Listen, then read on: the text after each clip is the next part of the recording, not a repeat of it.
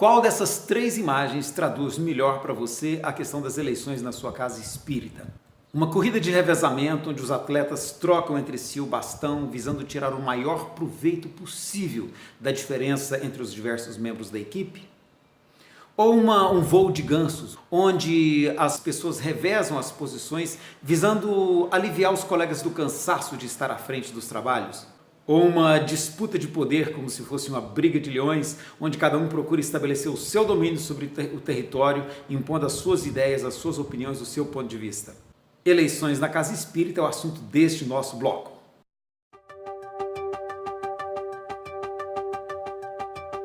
Hoje nós vamos tratar de um assunto, vamos dizer assim, espinhoso, porque é muito mal compreendido no meio espírita, que é a questão das eleições.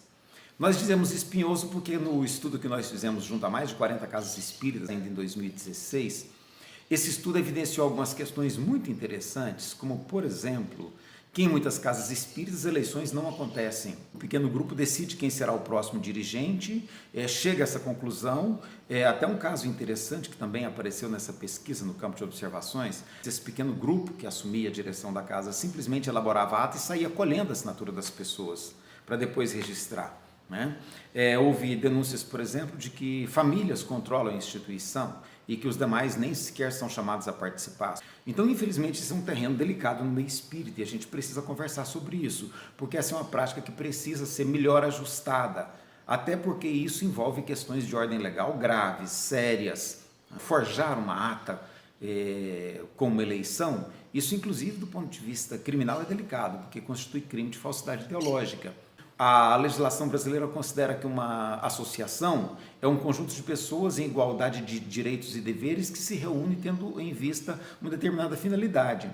Então essa igualdade de direitos e deveres ela precisa ser preservada para que a gente possa ter uma instituição funcionando com um mínimo de legalidade e, vamos dizer, dentro de princípios minimamente éticos, minimamente evangélicos, minimamente espiritualizados. Nós não temos como conceber um mundo de regeneração onde esse tipo de prática continua acontecendo.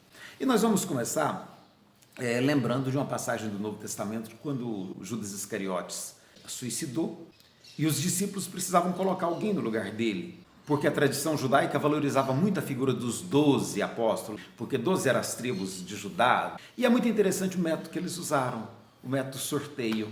Ah, que bom se todos nós estivéssemos prontos para reunir todos os colegas e sortear entre nós quem seria o nosso novo presidente. Olha que maravilha! Um pastor evangélico chama a atenção que mais à frente, em Atos dos Apóstolos 6, os discípulos já usam outro método, a escolha.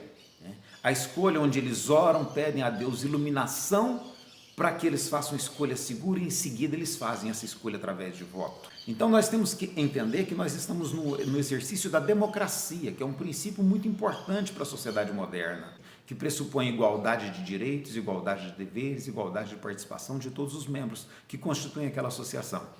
E do ponto de vista espiritual, alguém já me falou em meritocracia uma vez, falou, olha, no espiritismo é meritocracia. Ok, meritocracia, lindo, mas quem decide quem tem mérito? Uma vez um dirigente de uma casa espírita me disse o seguinte, eu só passo o poder o dia que eu encontrar alguém que esteja em condições de assumir a direção. Me desculpe, mas desse jeito ele não vai encontrar ninguém nunca. E segundo, isso não é a decisão dele. Diante da lei, isso é uma decisão que é da Assembleia Geral. É a Assembleia Geral que vai avaliar, pode ser com base na meritocracia sim, quem é que está melhor preparado para exercer determinado cargo na instituição. Às vezes algumas pessoas, alguns dirigentes principalmente, manifestam a preocupação de que eleições na casa espírita traduzem situação de conflito. Eu quero fazer uma ponderação. Situação de conflito se não houver evangelho nos corações. Um grupo evangelizado, eleição pode ser sinônimo de harmonia, de entendimento, de companheirismo. Agora, onde há muita disputa de poder, aí realmente o conflito é inevitável. Então, a gente precisa refletir sobre por que é que o conflito acontece. Porque se estamos experimentando conflito entre nós, com toda certeza, está faltando evangelho nas nossas relações. Então, para proceder uma eleição dentro do que a ética, dentro do que a dignidade, dentro do que os princípios evangélicos e, sobretudo, dentro do que a lei humana estabelece, nós precisamos entender algumas coisas de partida. Primeiro, a eleição ela deve ser procedida conforme está estabelecido no estatuto da instituição. O estatuto precisa ser respeitado. E é muito interessante que no estatuto esteja estabelecido como critério uma eleição através de voto direto e secreto. E por que secreto? Uma vez alguém me disse, não, o voto tem que ser aberto para que todos mostrem o que estão escolhendo. É lindo do ponto de vista da teoria, mas na prática isso acontece às vezes como meio de subjugar as pessoas a determinadas relações de poder. E isso precisa ser evitado, é preciso que a pessoa esteja livre para exercer a própria escolha, com tranquilidade, sabendo que não vai ser censurada, que não vai ter nenhum olhar de recriminação. O outro ponto que é muito importante que a gente tenha clareza, a eleição deve ser divulgada antecipadamente, deve haver uma total publicidade desse ato, uma total transparência desse ato. Mesmo que a gente tenha em mente que na eleição só votam os associados efetivos, nada impede que os trabalhadores da Casa Espírita assistam a esse ato.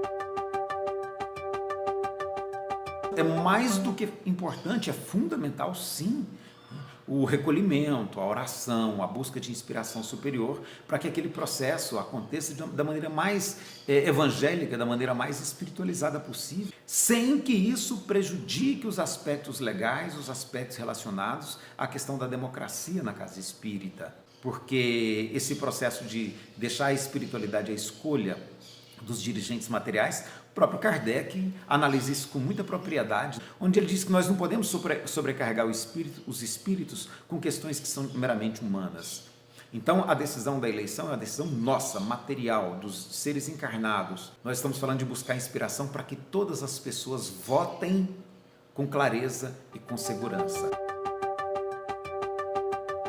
Então, se o modelo que a Casa Espírita escolheu envolve inscrição prévia de chapas, que isso não interfira de modo nenhum na nossa harmonia, no nosso relacionamento. Nós não podemos nos ver como chapas rivais, nós temos que nos ver como possíveis opções. Nós não podemos fazer disso um processo de competição, de concorrência, de desentendimento. Outra maneira que é interessante, sobretudo para casas espíritas menores, é interessante que a indicação e a escolha seja feita no próprio ato da Assembleia, após oração, após todo aquele momento de preparação.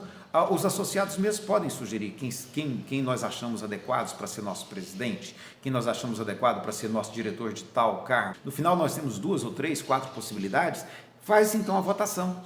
Papelzinho picado mesmo, não tem problema não. A gente pode picar papelzinho, escolhe ali, vai lá, 2 pessoas para contarem os votos. Ao final não teve nenhum que teve mais da metade dos votos, faz uma segunda votação para escolher realmente alguém que tenha pelo menos 50% dos votos, para que cada cargo seja ocupado de acordo com a escolha das pessoas ali presentes no momento da Assembleia Geral.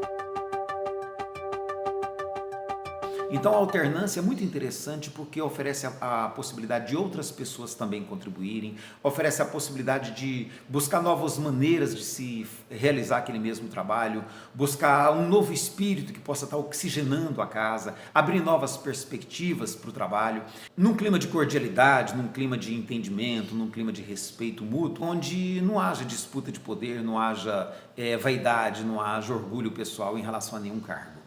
Nós temos que ter clareza que nós somos uma grande equipe realizando um grande trabalho e que as pessoas se alternam na liderança desse trabalho.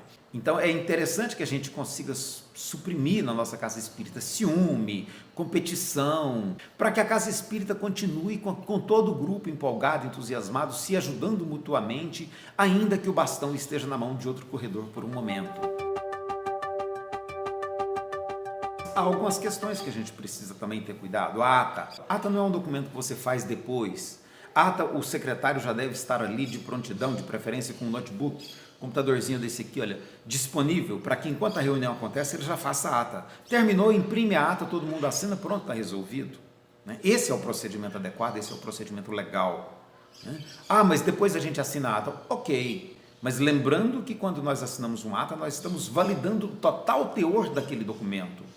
Portanto, é importante que a gente desenvolva esse hábito da legalidade de retratar na ata exatamente o que aconteceu e todos assinarem em seguida. A pessoa que faz essa ata tem que ter noção de ata e das exigências legais de uma ata, porque essa ata vai ser registrada em cartório para que a diretoria então possa assumir o seu papel diante inclusive dos aspectos legais da sociedade humana. Caso você queira estudar o assunto um pouquinho melhor, pode baixar o livro Gestão da Casa Espírita, que está disponível no site Fronteiras do Pensamento Espírita. Se você gostou desse vídeo, por favor, dá um likezinho aí, marca no sininho para receber os próximos vídeos, compartilha com seus colegas para que a gente possa estar ampliando essa discussão no meio espírita, que nós entendemos que é muito carente desse tipo de abordagem.